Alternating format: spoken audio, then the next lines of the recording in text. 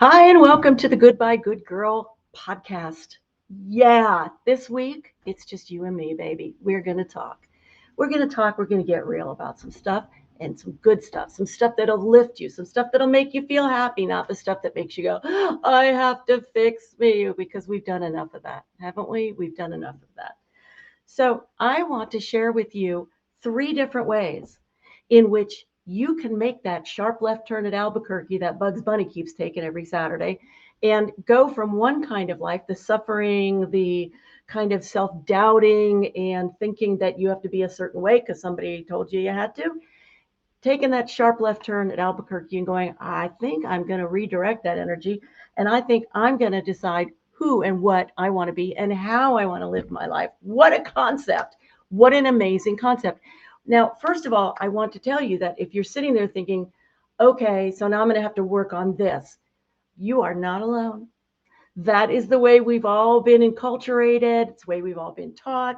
We all went to school and we were told, work on what you don't do well at, work on what you stink at. And we went, okay, I have to prove that I can work really, really hard and get better. No, no. Now, if there's something that you adore and you have to study hard because you want to get better at it and you love the doing of it, that's a whole different game, isn't it?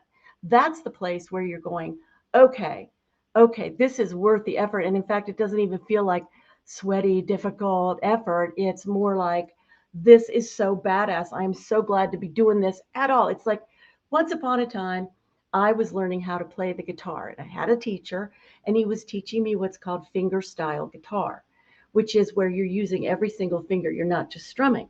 So, which ironically, it's harder for me to strum. So, whoever told you strumming is easier, for some, not for me. And I was not very good, but I was so knowing inside of myself that this was a passion. This was something I could do. I just had that sense of this is something that I think I can do. And I'm willing to put in the work because it's fun work. It's joyous. It's exploratory. It's really cool. I like it. And so I did that. I would come home from work and I would spend 4 or 5 hours, literally 4 or 5 hours at night on my couch just doing these really simple exercises, simple songs to learn. And then I'd go back the next week to my teacher and I would learn a little more. It was fantastic. I loved it.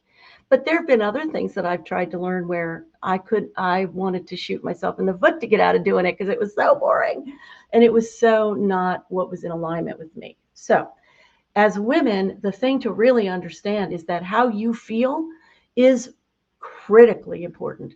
It is the most important thing of all. It really is.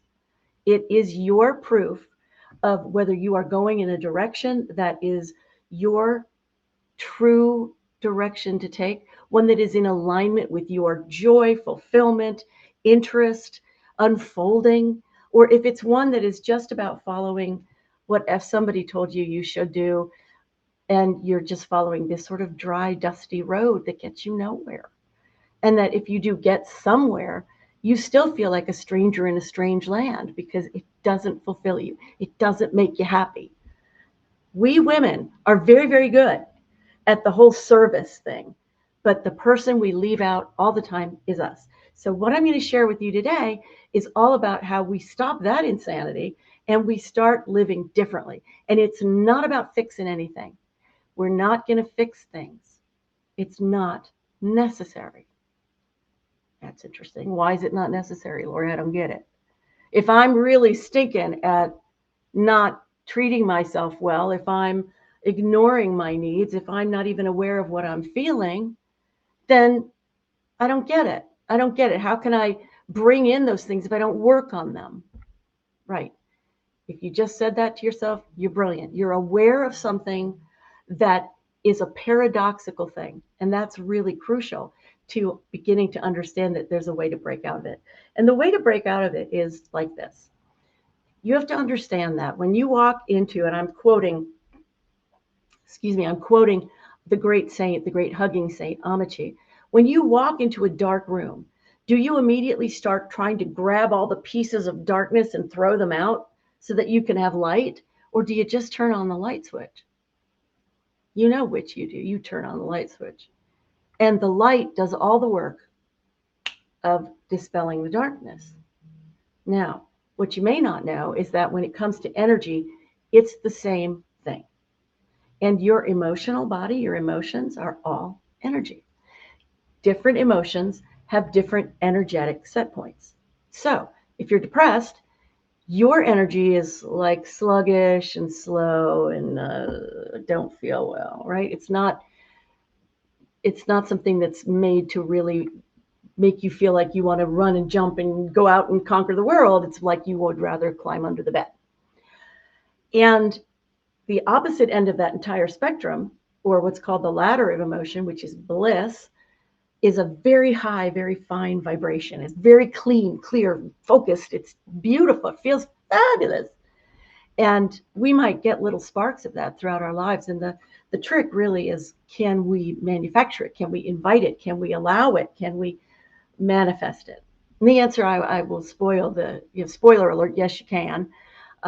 But you may not be able to live in it until you become fully enlightened. But that's not the point. I'm here to tell you that's not the point.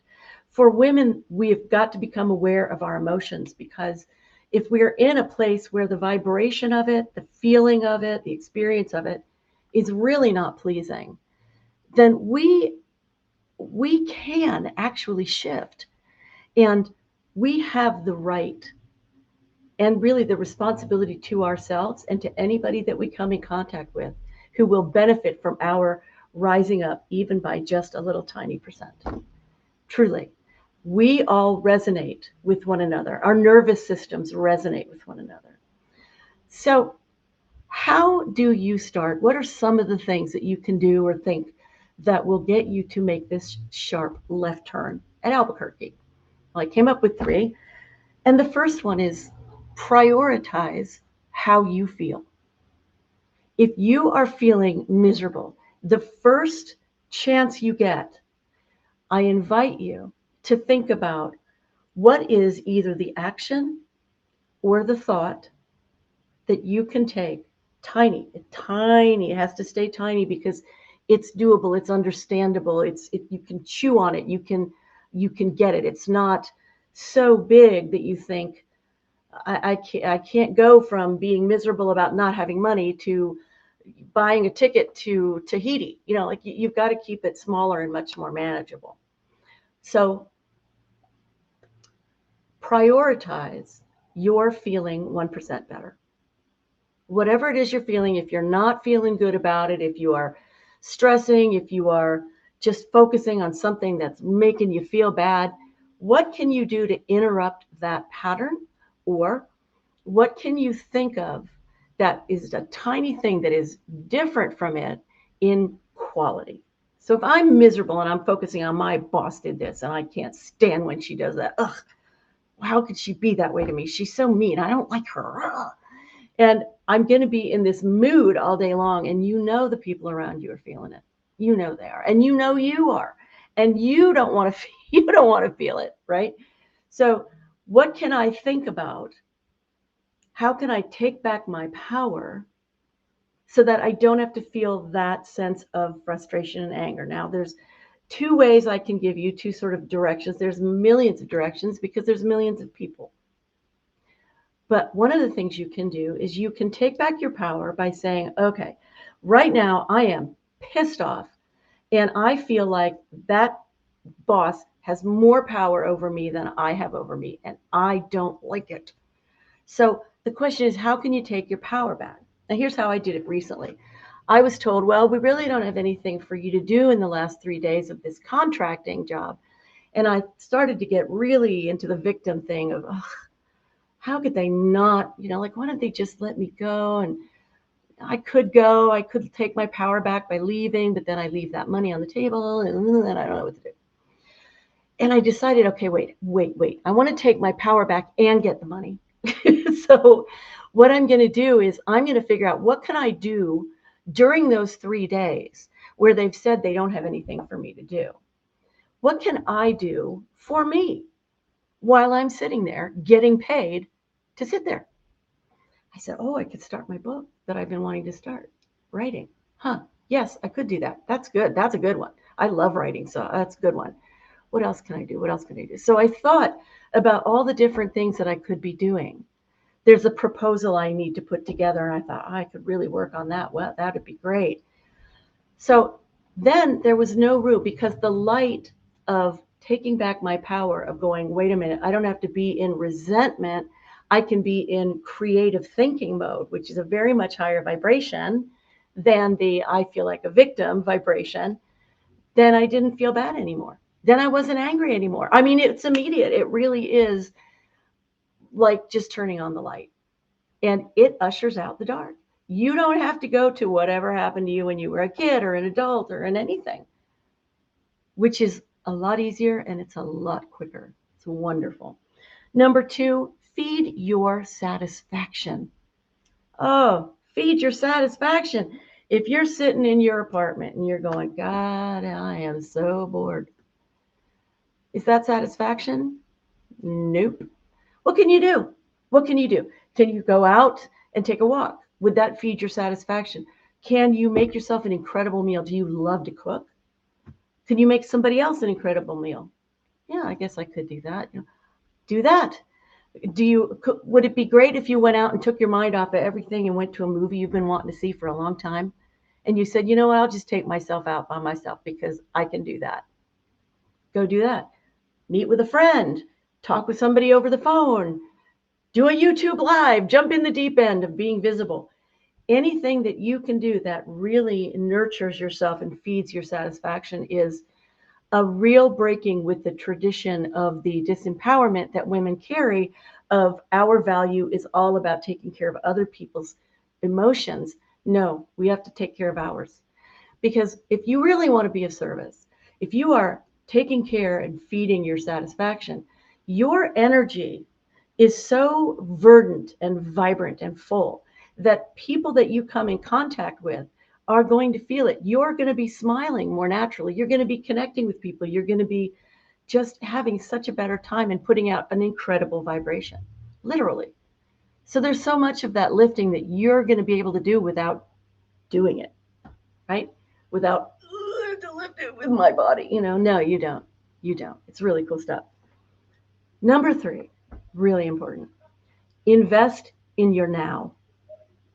This is a mindset switch. This isn't different from the other two that I mentioned to you, but it is so powerful and goes along with it. Invest in your now. When we think of investment, we usually think, oh, let me invest in my future. That's how we think of investment.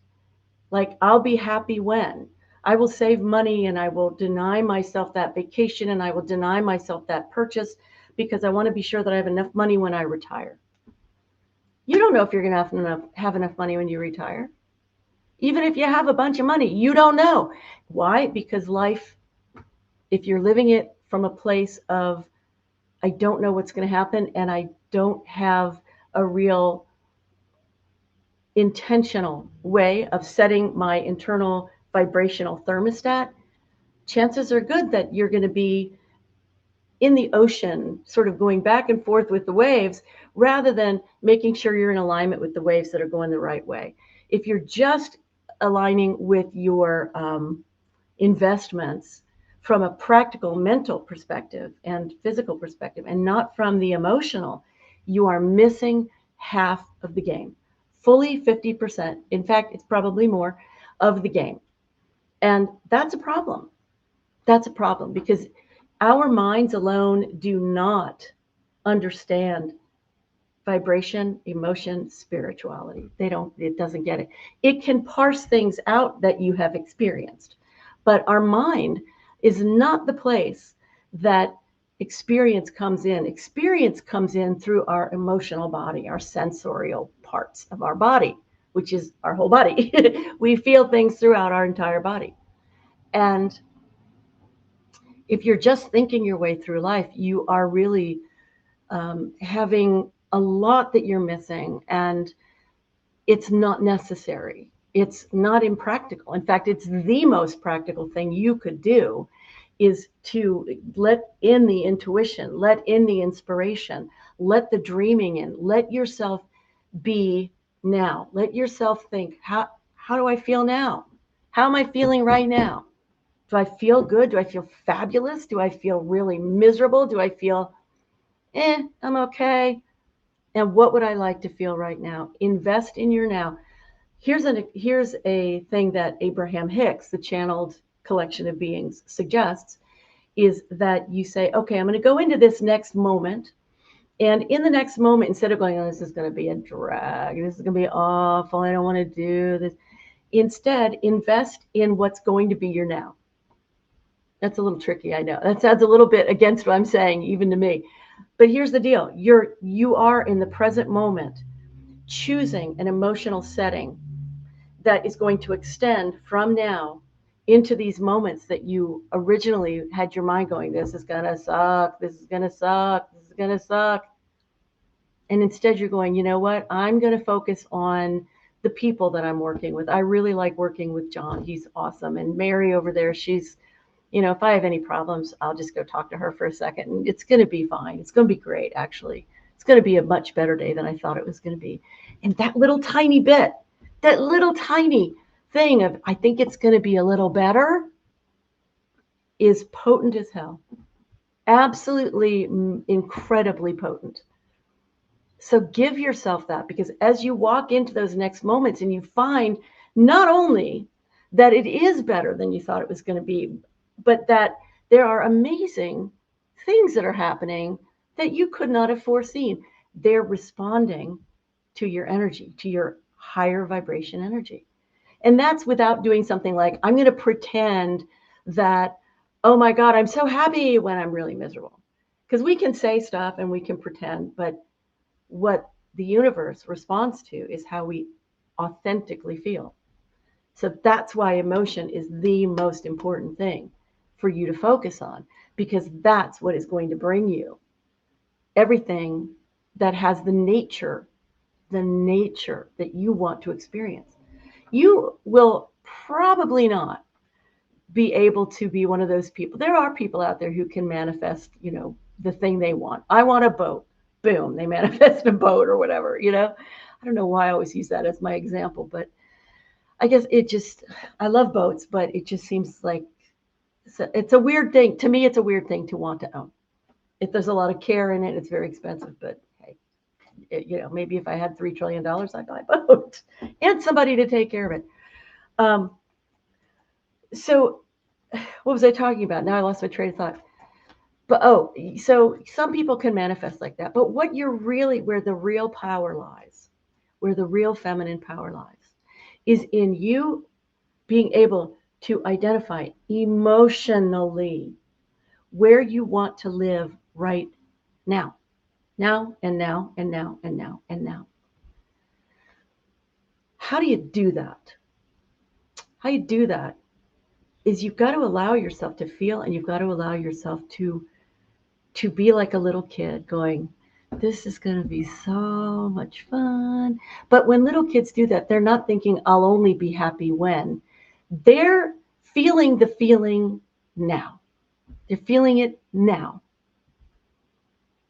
And so they're enjoying it. And that vibration is going out, and it's already seeding the way that is coming for you. Fantastic stuff. So here are the 3. Prioritize how you feel. Feed your satisfaction and invest in your now. And remember that your emotion, that thing nobody in the corporate world really wants you to have, is the most important thing, and it will bring you to the life that you want to live. Okay? Okay. Thanks for joining me. And if you would like to be a part of the Acting Up workshop that I'm going to be teaching quite soon, please send an email to goodbye, good girl project, goodbye, good girl project @gmail.com, and let me know that you want to be a part of the Acting Up workshop, and I'll get you all signed up, because it's all about helping you get in touch with your emotional body and letting it be more free flowing and out of that programming of you're not supposed to feel it. You're not supposed to feel anything. Sure, I'm not. Yeah, right. So drop me an email and everything will be great. And if you'd like to be on the podcast, let me know that as well, and we'll get in touch. All right, guys. Love and moxie to you. See you later. Bye.